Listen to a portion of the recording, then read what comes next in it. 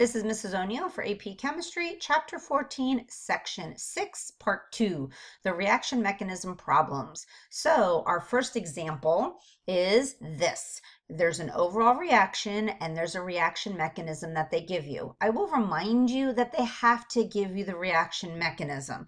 They don't have to give you the overall reaction, but they have to give you the reaction mechanism. They're never going to tell you that you have to come up with these steps.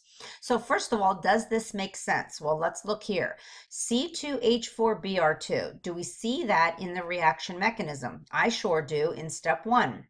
Do you see 3 I negative ions? Well, I sure do. I see it in step 1, in step 3, and in step 4.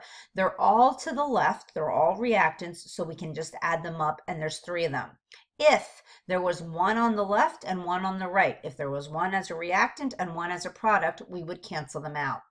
C2H4, well, I see that guy in step 2. 2Br negative 1 ions, well, I see that in step 2 and 3. And 1 I3 negative, and I see that guy in step 4.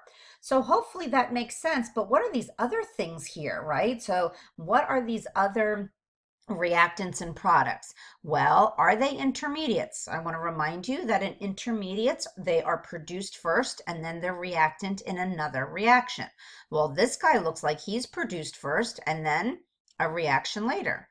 A reactant later, I'm sorry. This guy as well. He is a product in the first reaction and then a reactant in the third step.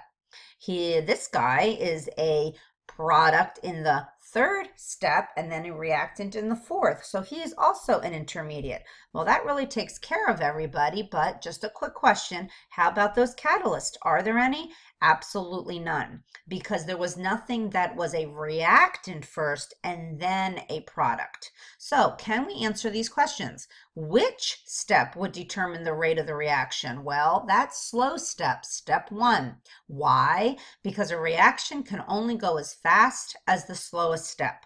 So that rate determining step is really the slow step. And remember, Mr. Bozeman called it the rate limiting step.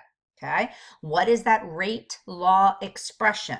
I want to remind you that on your AP exam, it could be called the rate expression, the rate law, or just rate expression. So please be careful with the wording, and they're really asking you for what? They're asking you for that rate equals K, which is that rate constant, times your concentration of the reactant to some exponent. And remember, those exponents are the orders. So that slow step is going to determine the rate.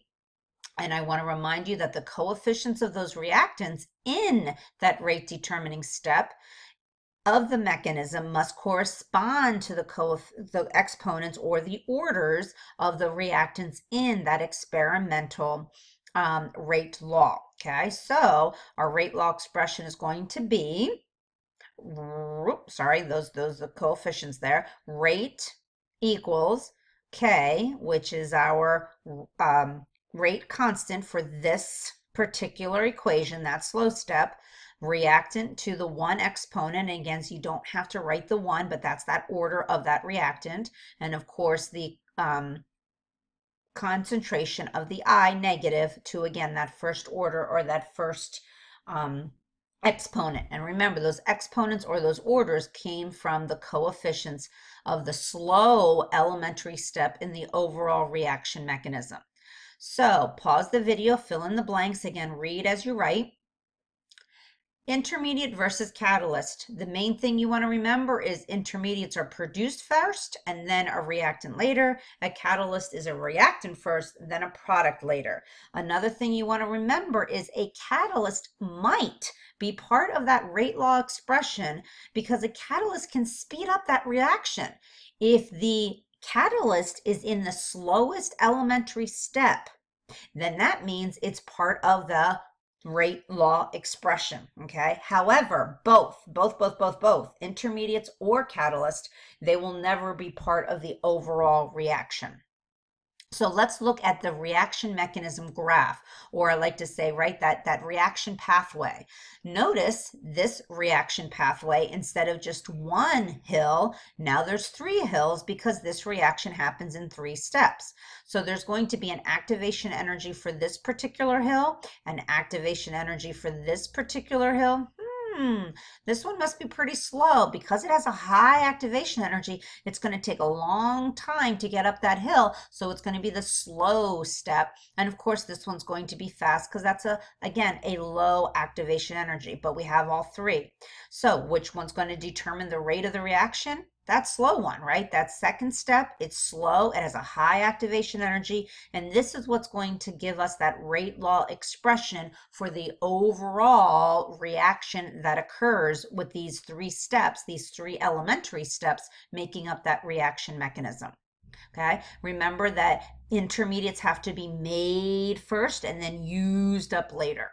Okay, remember that now we have 3 activated complex, or those are those 3 transition states. So there's going to be a molecule here that gets us from here to here, reactants to products. There's going to be a molecule here that gets us from reactants to products, and there's going to be a molecule here gets us from reactants to the products that we want to make.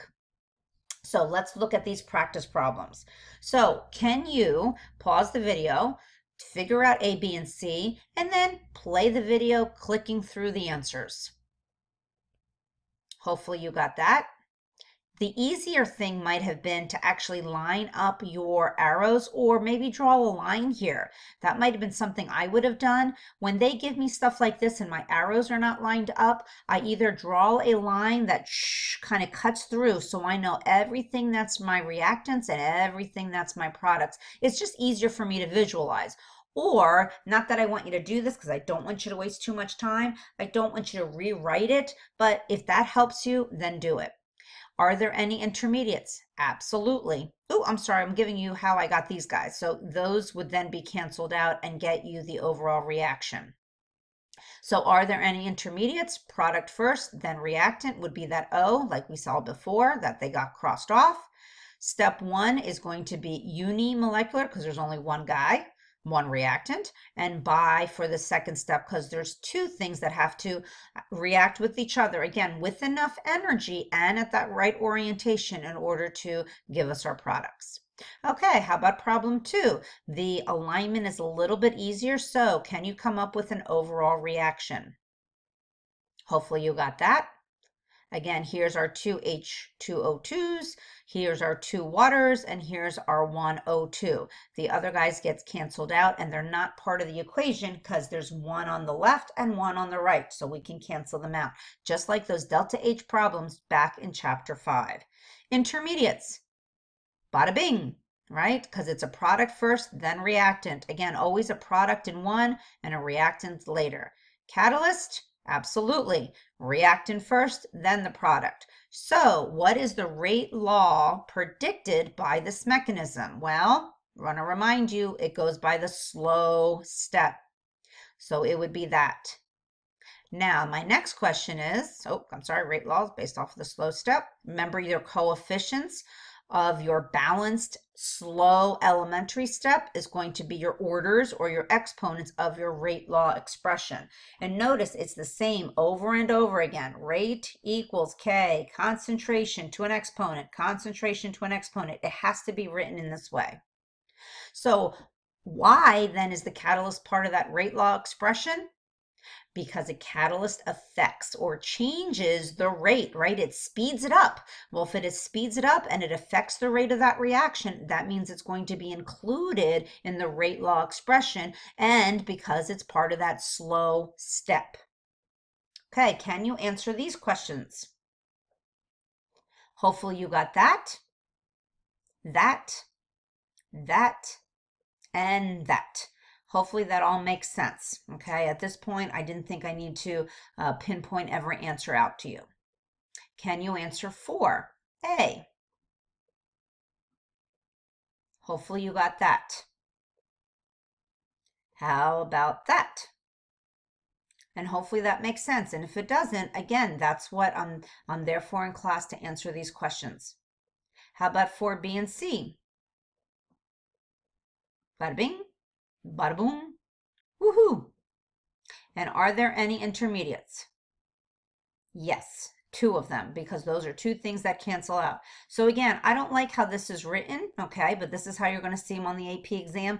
I would have actually drawn in like a line or some kind of barrier within those arrows, the yield signs, so I can see everything on the left versus everything on the right. How about 4D? Read that, make sure that makes sense. Hopefully you have a similar answer. So give it some thought. Did you come up with something like that? So we can find the rate law three different ways. We can find it experimentally, right, using that data and then comparing two experiments to find the exponents of our reactants. You can also use graphs. Remember what is being graphed and which one gives us that straight line. And now we can also find that rate law expression based off of the reaction mechanism and the slow step, the slow elementary step of that reaction mechanism. So pause the video, read this over, again, kind of reminding you things about these mechanisms, and we'll see you in class.